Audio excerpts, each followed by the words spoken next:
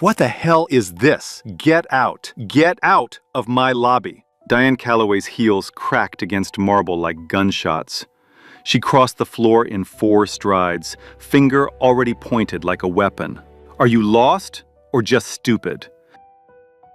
Maids don't stand in the front lobby.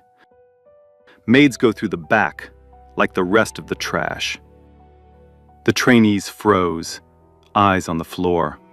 Look at you, dirty uniform, ashy hands. You smell like bleach and poverty. She leaned in, voice like a blade. Close your mouth. Move your cart. Disappear. That's all you'll ever be good for. She turned away before Ursula could breathe, because in Diane's mind, you don't wait for a maid to respond. Ursula stood still, said nothing. But behind those steady eyes, something was waiting. 2 days before Wei Longfeng arrived, the email came. Priya Nolan at the front desk read it twice, then a third time. Then she printed it and walked straight to Gregory Hartwell's office. The entire 34th floor, 5 nights, a delegation of 6, and a 3-page list of requirements, written entirely in Mandarin. Gregory read it slowly, set it down, picked it up again. Diane was already in the doorway, arms crossed, completely unbothered. I'll have the concierge team handle it. There are apps for this. It'll be fine. Gregory looked at her, then back at the document. 26 years in hospitality had taught him one thing. Fine and 5-star were not the same word. Not even close. But Diane was already walking away. That afternoon, 2 concierge staffers stood in the hallway outside the 32nd floor supply room.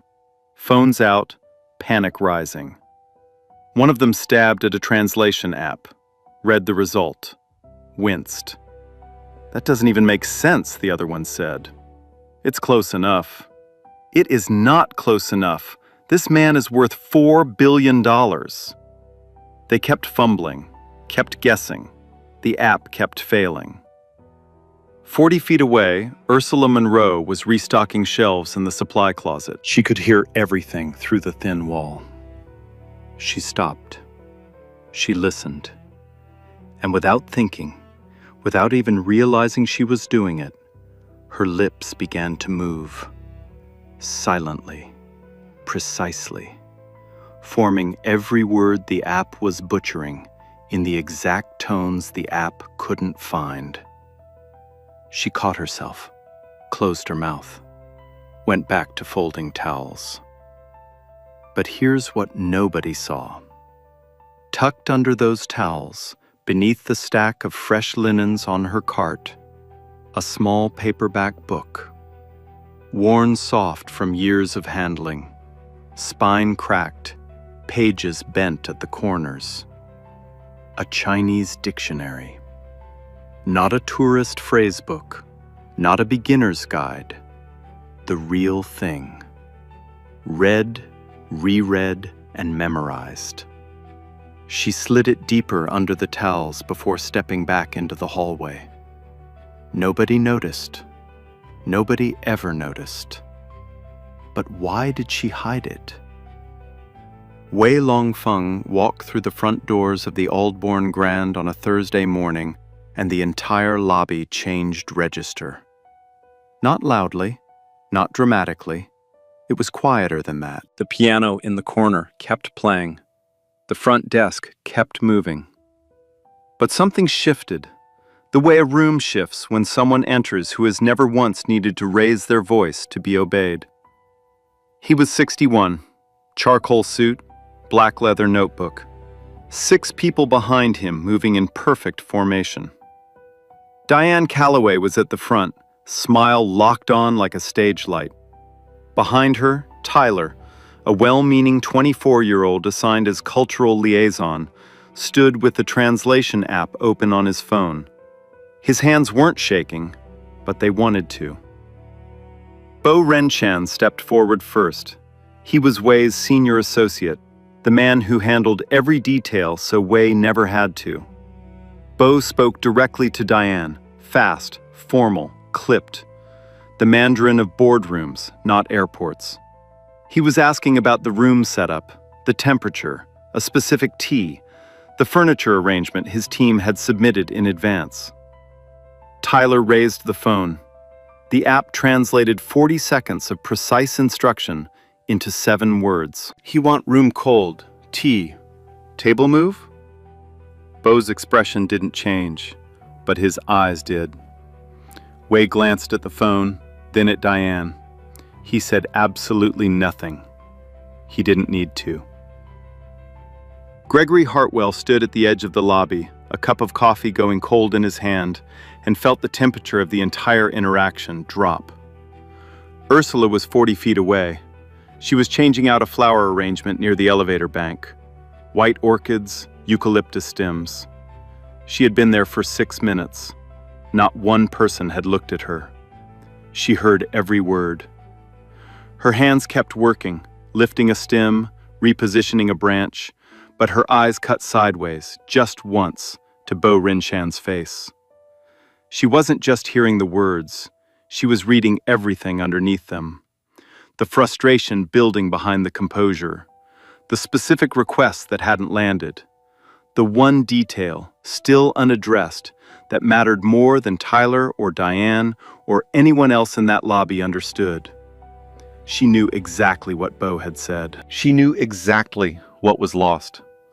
And she knew that if that one detail stayed missed, Wei Longfeng would check out quietly before sunset. Not angry, not loud, just gone. And the hotel would never fully understand why. Ursula said nothing.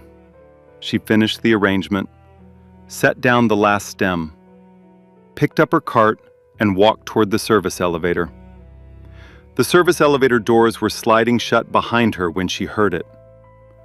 Wei Longfeng, standing near the front desk, said something quiet to Bo. Not angry, not directed at anyone. Just 4 words, almost to himself. Something that meant, nobody here truly understands. Ursula's hand went to the elevator door. She held it open for 1 full second. Then she let it close. The lobby carried on. Diane kept smiling. Tyler kept staring at his phone. The piano kept playing. And Gregory Hartwell, who had been watching the lobby the entire time, realized his eyes had drifted. Not to Wei, not to Bo, not to the crisis unfolding at the front desk, to the housekeeper near the elevator bank. He watched the doors close behind her, stood there a moment longer than necessary. Something about the way she moved, the way she held herself, the way she had gone completely still at exactly the right moment. He couldn't name it yet. He picked up his cold coffee and walked back to his office. But he didn't forget it. Some things stay with you precisely because you can't explain them. And Gregory Hartwell had spent 26 years learning to pay attention to exactly those things. That evening, Ursula sat in the staff locker room and called her daughter. Amara was 9 years old, staying with her grandmother in Inglewood. She picked up on the second ring, the way she always did when she knew her mother had a long day. "Mom, did you speak Mandarin today?" Ursula laughed. The real kind, tired and warm at the same time. "Not today, baby." "Why not?" She zipped her bag, looked at herself in the locker mirror for 1 moment longer than necessary. Because today wasn't the day. Amara accepted that the way children accept things they don't yet understand, but somehow already trust. Ursula hung up, sat in the quiet, and let herself remember. She grew up in Inglewood, on Chicago's South Side. Her mother cleaned offices. Her father drove a delivery truck until his back gave out. Neither of them finished college. What they gave her instead was a library card, a fierce stubbornness about learning, and a grandmother named Celestine, who had spent 12 years cooking for a Chinese diplomat family in Washington, D.C., and came home speaking Mandarin like it was second nature. Celestine started teaching Ursula at age 4, not from textbooks, from conversation, from being scolded and praised in a language that lived in the body before it lived in the mind. By 16, Ursula was nearly fluent. By 20, she was studying at professional level, library books, borrowed tapes, whatever she could find. She applied to 3 translation programs, got into 1. She deferred enrollment twice, first for her mother's illness, then for Amara's birth. And somewhere in all that deferring, the years moved on without her. The worn dictionary on her cart wasn't nostalgia, it was maintenance. She kept the language alive the way someone tends a fire in a house where no one else feels cold, privately, persistently, and without expecting thanks. Her grandmother used to say, "A language is a door. You carry the key. Whether anyone opens it for you, that's their loss, not yours." Ursula believed that, most days. Friday morning. Ursula's rotation put her on floors 32 through 35, which meant she was responsible for Wei's floor. She arrived at 7 a.m. with her cart, the hallway still quiet, the carpet muffling every sound. As she passed suite 3401, she heard voices inside, not angry, distressed. The kind of voices that belong to people who have run out of options and are starting to feel it. The door was open 2 inches. She knocked on the door frame and waited. Bo Renshan opened it. He looked at her, uniform, cart, folded towels stacked to her chin, and started to close it again. Then Ursula spoke, not in English. "Sir, I heard some sounds. Is there anything I can help with?" Bo's hand froze on the door. He stared at her for a long moment, like a man recalibrating something he thought he already understood. Then he stepped back and opened the door wider. The problem was serious. That evening, Wei was hosting a private business dinner for 8 guests, 2 of them senior partners. His team had submitted detailed instructions weeks in advance. The setup required a specific serving arrangement, a particular order of dishes, and a seating orientation tied to customs that mattered deeply in the context of Chinese business culture. The hotel's events team had gotten almost all of it wrong. Not out of disrespect, out of ignorance. They had read the instructions through a translation app and guessed at the rest.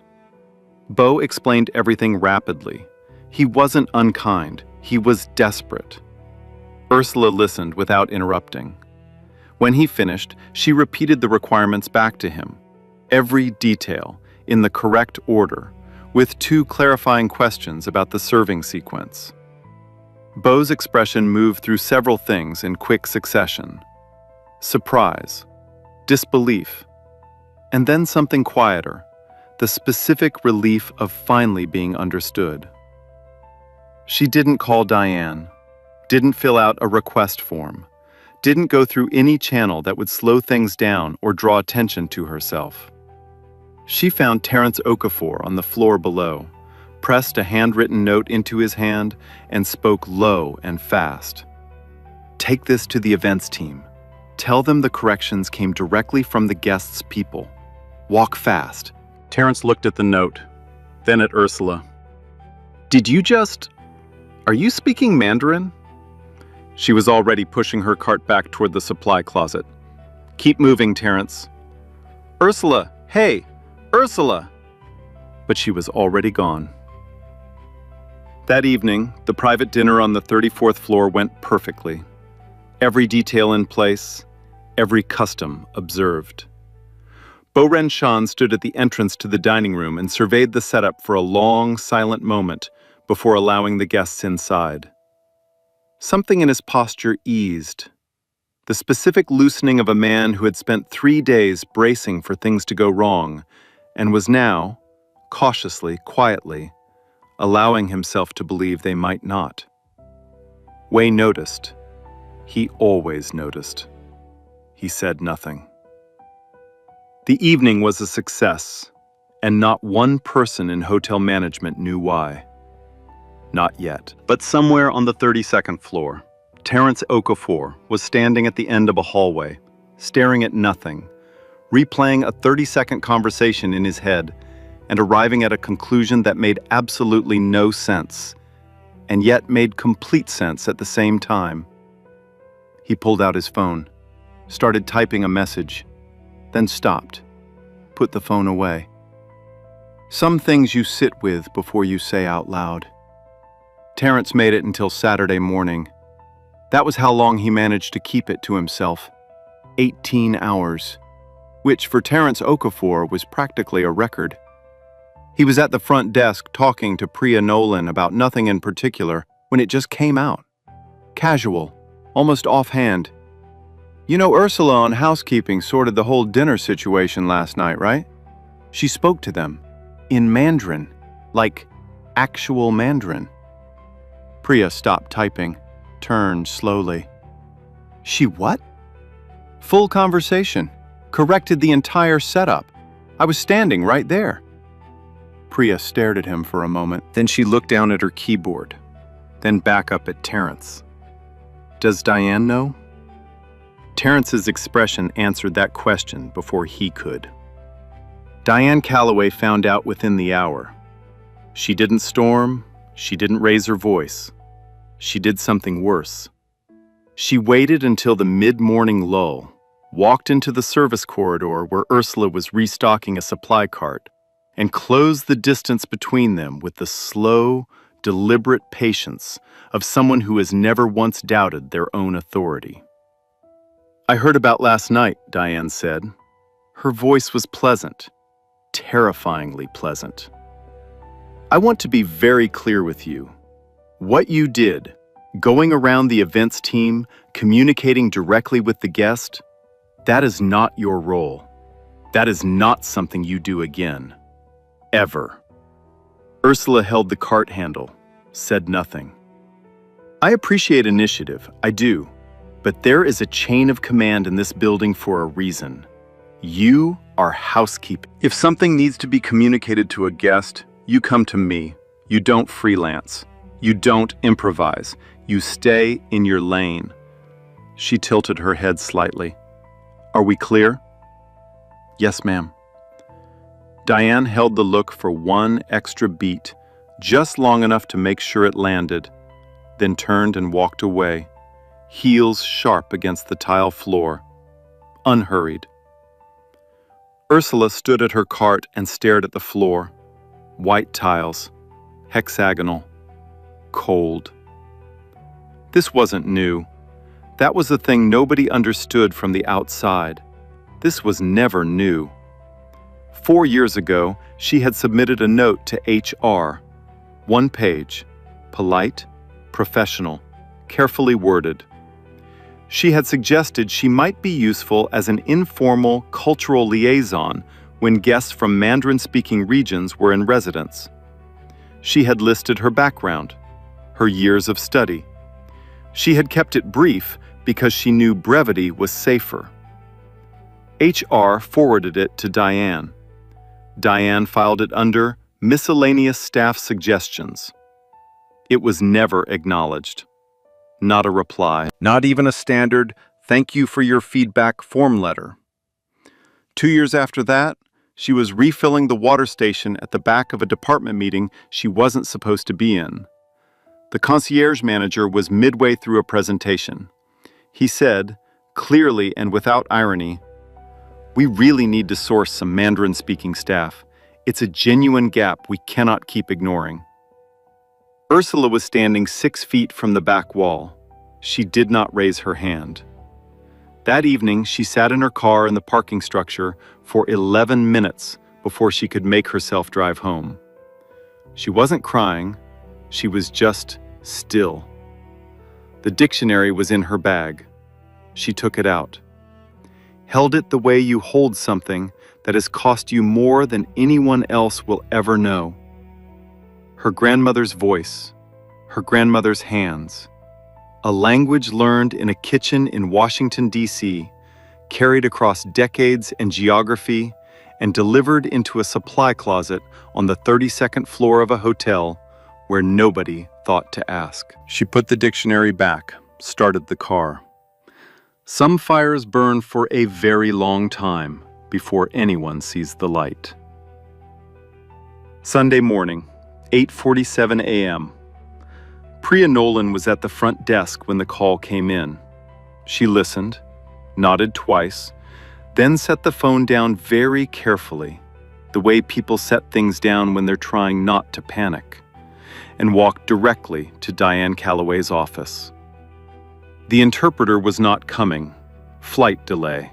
No backup, no contingency, nothing. The meeting was at 11 a.m. Wei Longfeng's team had converted the 34th floor conference room into a private business space. A Chicago development group was coming in, 8 people total, a deal that had taken 14 months to arrange. And the professional interpreter who was supposed to bridge the entire thing was sitting in a terminal at O'Hare watching his connection disappear off the departures board. Diane stood very still when Priya told her. Then she picked up her phone and started making calls. The agency had no replacement available. 2 freelancers she knew personally didn't answer. A third was in Seattle. She looked at Tyler, who had been hovering near the doorway in case he was needed, and Tyler looked immediately at the floor. The clock on the wall read 9:04 a.m. Gregory Hartwell stood in his office doorway and watched the corridor outside fill with the specific energy of people who have run out of ideas but haven't yet admitted it. He had seen this before, 26 years of it. He knew exactly what it looked like, and he knew exactly how it ended when nobody made a hard call in time. He picked up his radio. "Where is Ursula Monroe right now?" The front desk checked the housekeeping rotation. "Floor 32, Mr. Hartwell, finishing her morning round." "Ask her to come to my office, please." Diane, who was close enough to hear, turned slowly.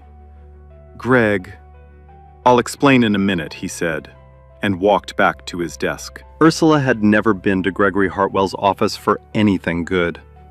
6 years at the Aldbourne Grand, and every summons to management had meant a policy reminder, or a scheduling issue, or once, memorably, a guest complaint about a cart left in a hallway for 4 minutes too long.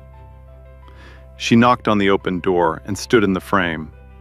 Gregory looked up, gestured to the chair across from his desk. "Please sit down." She sat, straight-backed, hands in her lap. He didn't perform urgency, didn't shuffle papers or check his watch. He simply looked at her directly and spoke. "I've heard from 2 separate people that you speak Mandarin, not app Mandarin, real Mandarin. Is that accurate?" A beat. "Yes, sir." "How well?" "Fluently, formal and conversational, some regional dialect exposure." Gregory nodded. No raised eyebrows, no visible surprise. Just a man taking in information and deciding what to do with it. That quality, treating what she said as fact rather than spectacle, was something Ursula had not expected. It landed differently than she was prepared for. "I need an interpreter for an 11 a.m. meeting," he said. "It matters, significantly. I'll compensate you properly and make sure it's reflected in your file. But I need to know right now. Are you willing?" Ursula looked at him. She had imagined a version of this moment before. Not here. Not like this. Not in a gray uniform with a cart parked outside the door. But she had imagined it. "Yes," she said. "I'll need 20 minutes to prepare." Gregory almost smiled. You'll have 30. She stood, picked up her notepad from her pocket, and walked out of his office like someone who had just remembered exactly who they were. Gregory found Diane in the corridor outside the conference room 10 minutes later. He told her simply and directly. Ursula Monroe would be interpreting the 11 a.m. meeting. Diane's response came carefully, professionally, carefully. The kind of careful that people use when they cannot say what they actually mean. Greg, with all respect, she's housekeeping. We don't know her credentials. We don't know her level. If something goes wrong in that room, it's not just the meeting. It's the entire relationship with Wei's group. Are you sure you want to take that risk? Gregory looked at her for a moment. Something has already gone wrong, he said quietly. We have no interpreter and 50 minutes until the most important meeting this hotel has hosted in 3 years. Ursula is fluent, she is prepared, and she is the best option we have in the time we have. He paused. I'm making this call. He turned and walked toward the conference room. Diane stood in the corridor and watched him go. Inside the room, the Chicago Development Group had already arrived. 4 of them. Dark suits, leather folders, the particular restlessness of people who bill by the hour and don't like waiting. They looked up when Gregory entered, looked past him at Ursula, still in her gray uniform, notepad in hand. The oldest one, navy suit, silver hair, opened his mouth. Gregory's look from across the table closed it again. He introduced Ursula without apology and without over-explanation. This is Ursula Monroe. She will be interpreting today's session. That was all. The tone made elaboration unnecessary. Bo Renshin entered 2 minutes later, ahead of Wei. He scanned the room with the efficiency of a man who assessed situations for a living. His eyes moved across the development group, across Gregory, and then landed on Ursula. He went very still. Then he said something, quietly, almost to himself. It's you, the person from the hallway. Ursula met his eyes. Yes, sir. Today I can help properly. Bo Renshin did something his face apparently didn't do often in professional settings. He smiled. The development group didn't understand what had just passed between them. Gregory understood enough. He stepped back toward the rear of the room and stayed there. His role now was not manager. It was witness. He had made his call. He trusted it. Wei Longfeng entered last. He took his seat, opened his black leather notebook, and glanced once, briefly, without expression, at the woman in the gray uniform standing at the interpreter's position. Then he looked down at his notes, and the room settled. Ursula stood at the head of the interpreter's position. No podium, no nameplate, not a single credential visible anywhere on her person. Just a notepad, a pen, and 20 years of a language she had kept alive in supply closets and library books and late-night phone calls with a 9-year-old who always asked the same question. She had waited a long time for the right day. It was here now. There were 2 minutes before the meeting formally began. Bo Renshin approached Ursula at the side table, where she was reviewing the 1-page agenda Gregory's assistant had slid under the bathroom door 30 minutes earlier. Bo spoke quietly, without formality, the way people speak when they have dropped the professional layer just briefly enough to say something real. The dinner 2 nights ago, that was you as well? Ursula looked up at him. The specifications came from your team. I only made sure they were heard correctly. Bo considered that. The way he considered it, slowly, without rushing toward a response, told her he was a man who thought before he spoke. She respected that. Mr. Wei noticed, Bo said. He said the arrangement was done with knowledge, not guesswork. Ursula said nothing, but something in her expression shifted. Not pride exactly, something quieter than pride. The specific feeling of having done something well in a room where nobody was supposed to see you, and finding out that someone did. "Where did you learn?" Bo asked. "My grandmother." He nodded, once, slowly, and in his eyes was something that had nothing to do with business and nothing to do with the meeting about to begin. It was recognition. The look of someone who has also carried something important across a long distance and in an unlikely place. And who knows, without needing it explained, exactly what that costs. They stood in a moment of complete quiet, in a room full of people preparing to talk. Then Bo turned to take his seat. But before he did, his eyes dropped to the corner of Ursula's notepad, just for a second.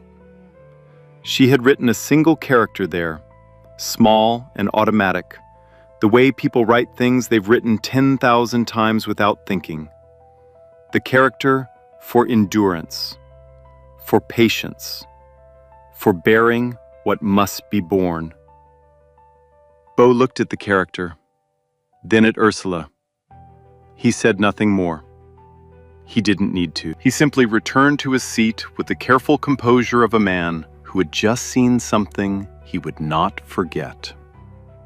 Across the lobby, visible through the conference room's glass wall, Terence Okafor was pretending to organize a luggage cart.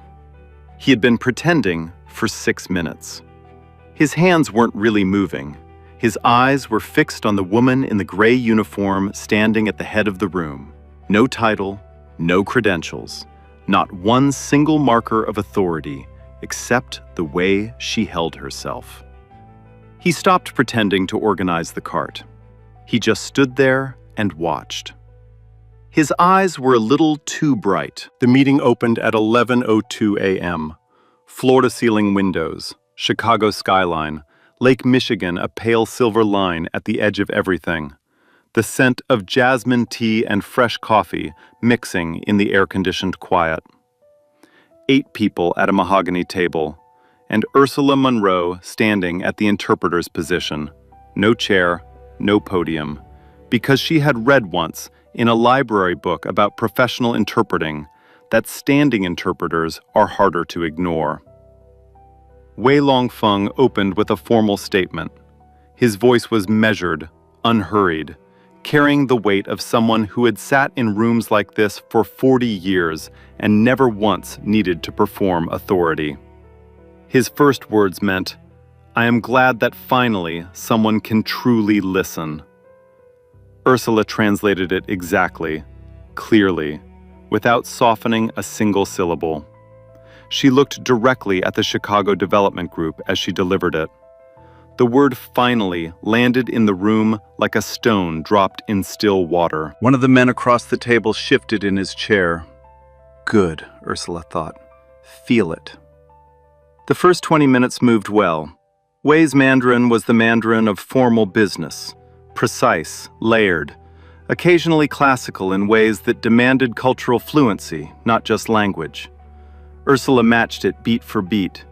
She translated not just the words, but the register, the weight behind them, the diplomatic architecture of every sentence. The development group leaned in. They were listening differently than they had at the start. She could feel the shift happening in real time. The moment a room stops tolerating a presence and starts depending on it. Then Wei used an idiom, 4 characters, classical, meaning searching for a horse using only its picture, applying rigid rules without understanding the living thing in front of you. He was, with exquisite politeness, telling the Chicago group their initial proposal was too rigid, too templated, too far from the reality of how his organization actually operated. A machine would have translated it as something about a horse and a picture. A less experienced interpreter might have softened it entirely, smoothed it into something easier to swallow and easier to ignore. Ursula said, "Mr. Wei is noting that the proposal shows strong familiarity with the framework, but would benefit from more contextual flexibility. He is referencing a classical expression about the limits of working purely from templates. She had translated the meaning, the register, the diplomatic criticism, and the respect embedded within that criticism, all in a single breath. Wei gave one small nod, the nod of a man who has finally been accurately heard. The development group's lead pulled his notepad closer and wrote something down. His colleague leaned over to read it. Both of them nodded. The temperature of the room, which had started at cautious and professional, moved a degree warmer. Ursula stayed exactly where she was, still, unhurried, letting the room settle around the words she had just placed inside it. 30 minutes in, Wei asked a direct question, aimed not at the council, not at Gregory, but at Ursula specifically. He wanted a plain language explanation of how the partnership structure would function in practice, not in contract language, in real terms. Ursula turned to the council. Mr. Wei would like a practical explanation of the operational structure, how it functions day to day, not as written in the agreement. Then she turned back to Wei.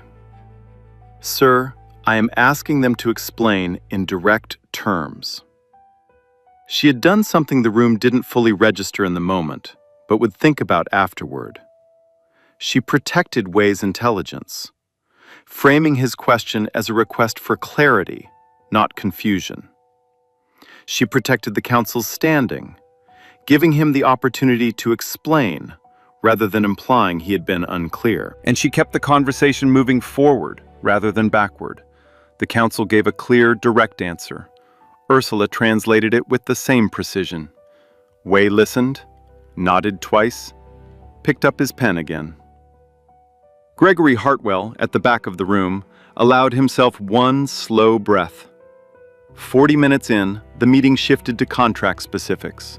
The Chicago Group's lead counsel presented a particular clause, standard language in development deals, structural majority equity, the kind of language that appears in hundreds of contracts and means simply that one party holds the larger ownership stake in a partnership framework. Bo Renchan translated it for Wei, and he used the wrong word. Not wrong in a careless way, wrong in a precise, consequential way.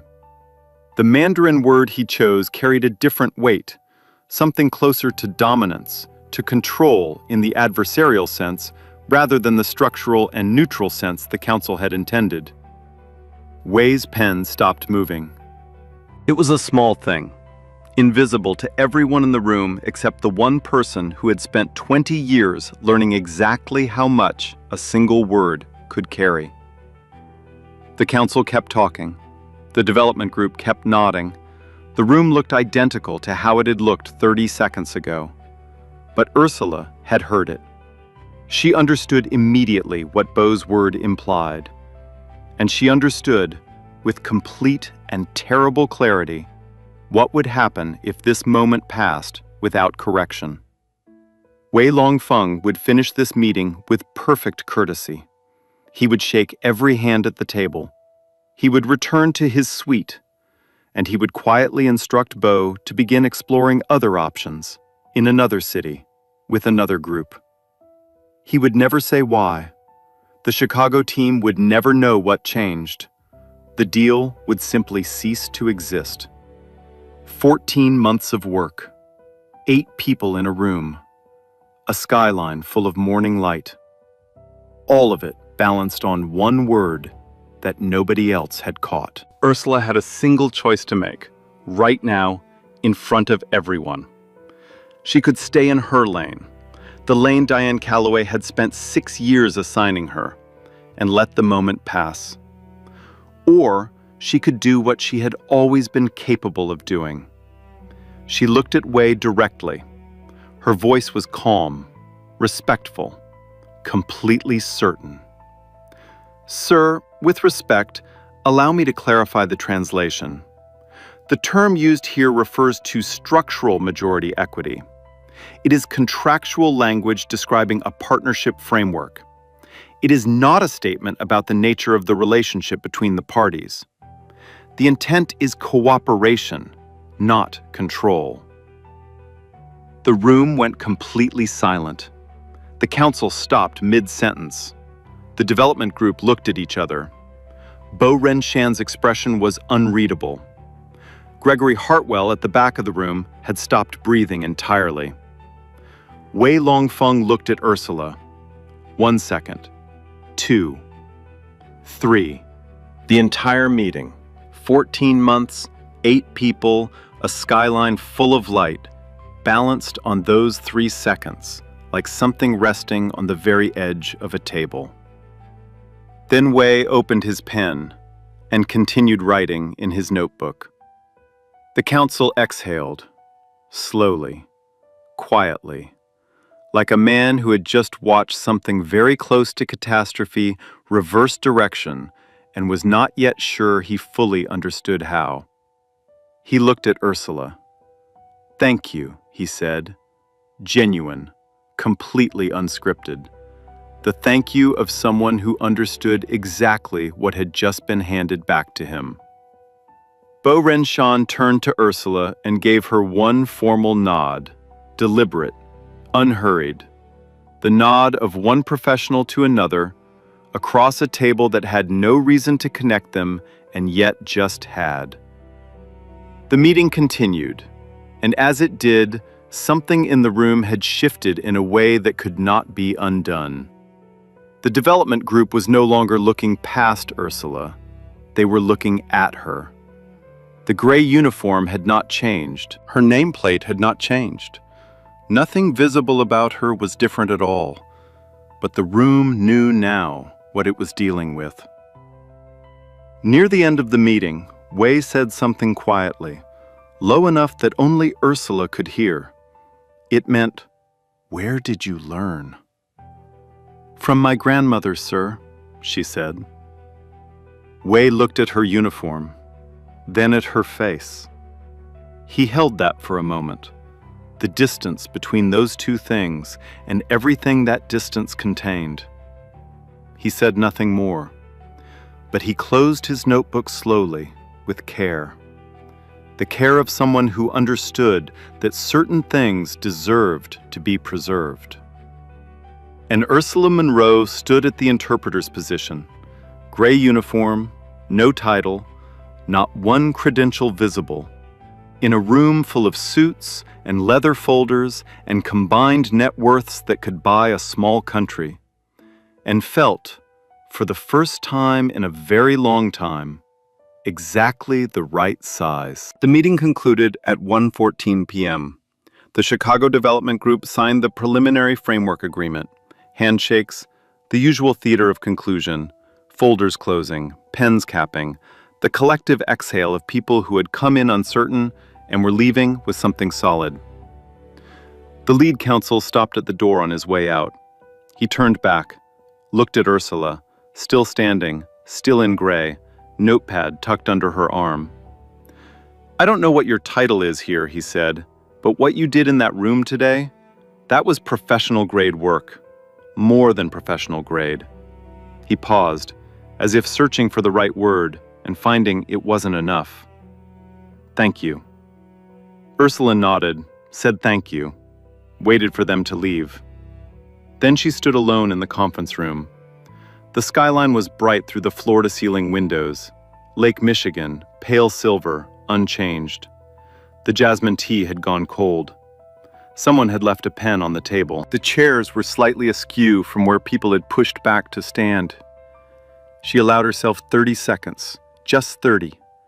She stood at the window and looked out at the city she had grown up in, the city she had never left, the city that had asked so little of her for so long. Then she picked up her notepad, clicked her pen, and walked out. Gregory Hartwell was waiting in the hallway, just him. No one else. No audience, no camera, no gesture toward the moment's significance.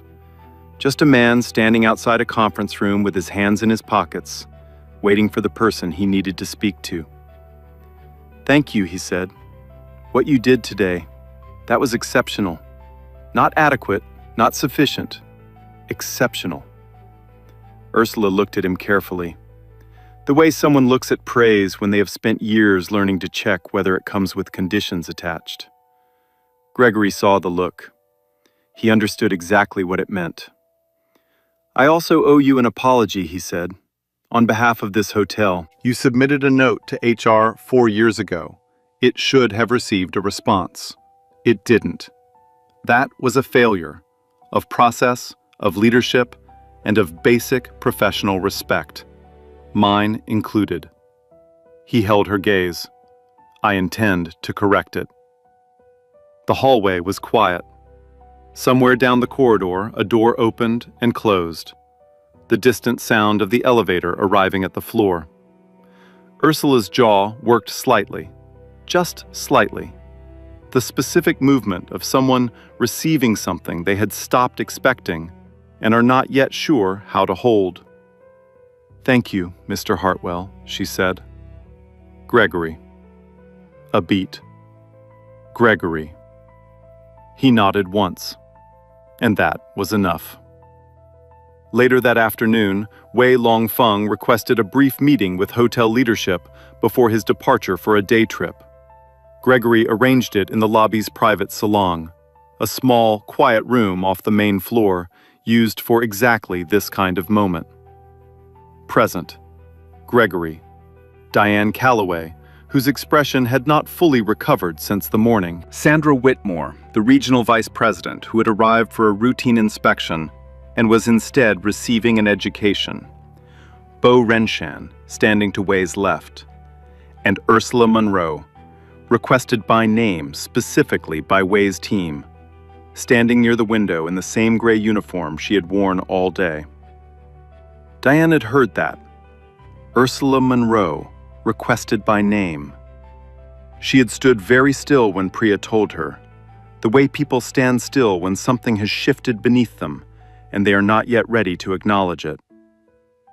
Wei entered the salon and addressed Gregory briefly, thanking the hotel for its hospitality, noting that the meeting had concluded successfully and that he looked forward to the continued relationship. Ursula translated. Her voice was steady and even, the same as it had been at 11 a.m., the same as it would be at any hour, because the language had never been a performance. It was simply part of her. Then Wei turned. He reached into the inside pocket of his jacket and produced a small, flat object. A name card, formal, cream-colored, characters on one side, English on the other. He held it for a moment before presenting it. Then he offered it to Ursula with both hands, a slight, deliberate bow. He said, "This card is for a professional, regardless of where she works." The room went absolutely still. Ursula received the card with both hands, correctly, without being coached, without hesitation, with the slight reciprocal bow of someone who had been taught this since childhood, because her grandmother had taught her, in a kitchen in Washington, D.C., that how you receive something matters as much as how you give it. Her hands were perfectly steady. Sandra Whitmore, standing to Gregory's left, was looking at Diane Calloway. Diane Calloway was looking at the floor. The card was cream-colored and cool against Ursula's fingers. She looked at it for one moment. The characters on one side, Wei's name in English on the other, and something moved across her face that she didn't try to hide. Not triumph, not relief. Something older and quieter than either of those things. The feeling of having been seen, fully, correctly, by someone who had no obligation to look. Wei said one more thing before he turned to leave. Bo translated it for the room, the only time Bo had translated anything that day, and he did it slowly, with care. Mr. Wei says, "Talent does not belong to a title. It belongs to the person who carries it." Wei left the salon. His team followed. The door closed softly behind them. For a moment, nobody in the room spoke. Then Sandra Whitmore said, quietly but clearly. "Gregory, I'd like a few minutes with you and Diane before I leave today." It wasn't a request. Diane said nothing. She straightened her jacket, looked at a point on the wall somewhere above Ursula's head, and walked out of the salon ahead of everyone else. That evening, as Ursula crossed the lobby on her way to clock out, Terence Okafor was at the Bellman station near the entrance. He saw her coming. He started to clap, quietly, just him, the way a single person claps at the end of something that genuinely moved them. Not performing it for anyone, just doing it because it was the only response he had. Priya Nolan at the front desk heard it. She joined him. Ursula shook her head, kept walking. But she was smiling, the real one, the one she didn't show at work, the one that started somewhere behind her eyes before it reached her face. She pushed through the lobby doors into the late afternoon. Chicago spread out in front of her, wide, loud, indifferent, familiar. The city she had never left. And in the front pocket of her bag, just visible at the corner, were two things sitting side by side. A cream-colored business card with characters on one side, and the worn spine of a Chinese dictionary that had lived on a housekeeping cart for 6 years without anyone asking what it was. Everything she had always been, and everything she was becoming. 1 week later, Ursula Monroe was still at the Aldbourne Grand. But something was different. Her name badge no longer said housekeeping. It said Guest Services Cultural Specialist, a position that had not existed 7 days ago, a position that Gregory Hartwell had written the description for himself, that Sandra Whitmore had approved within 48 hours, and that came with a salary that finally reflected what Ursula had actually been contributing, quietly, invisibly, without acknowledgement, for 6 years. The gray uniform was gone. The cart was gone. She still walked the same marble floors, still knew every corridor, every service entrance, every supply closet on floors 32 through 35. But she walked them differently now. Not because anything about her had changed, because the building had finally caught up to who she already was. It wasn't a fairy tale ending. She didn't get a corner office. She didn't make the news. No one threw a party. What she got was a title that matched her capability, a salary that matched her contribution, and a seat at the table when the hotel's leadership planned for VIP guests who deserved more than a translation app and a nervous 24-year-old with a phone. It was not everything, but it was the beginning of everything. That evening, she called Amara. Amara picked up on the second ring. "Mom, did you speak Mandarin today?" Ursula sat down on the edge of her bed, looked at the business card on her nightstand, cream-colored, cool, characters on one side. She had placed it there the night she came home and hadn't moved it since. "Yes, baby, I did." "Was it a good day?" She thought about the conference room, the skyline, Way's pen opening, the card received with both hands, Terence clapping, Priya joining him, Gregory in the hallway, saying her name like it was a fact and not a favor. It was the right day, she said. Amara accepted that the way she always accepted things, completely, without needing more. Ursula hung up, sat in the quiet, and let herself feel it, all of it, without rushing past it or minimizing it or reminding herself to be practical about what it did and didn't mean. She let it be as big as it was. Think about where you work right now. Think about who is around you. Who is in the background? The service corridors, the support roles, the positions that keep everything running while everyone else takes the credit. What do you actually know about them? Not their job title, not their schedule. Them. What they carry. What they know. What they have been waiting, maybe for years, for someone to ask about. You don't have to be a Gregory Hartwell to do what Gregory did. You don't need a title or a corner office or a crisis to force your hand. You just need to be willing to look. Really look. At the people standing 40 feet away from you every single day. Notice them. Ask one real question. And if you have the ability to open a door, open it. Don't wait for the perfect moment. The perfect moment is usually just the moment you decide to act. If this story stayed with you, if you have ever been the person in the gray uniform, or if you recognize yourself as the one who walked past without asking, leave a comment. Tell us which one you were, or which one you want to be. Like this video if you believe talent doesn't care what uniform it's wearing. Share it with someone who needs to hear it today. And subscribe, because there are more stories like Ursula's out there. People who are ready, people who are waiting, people who just need one person to ask the right question. The most expensive language in any room is the one nobody bothered to hear.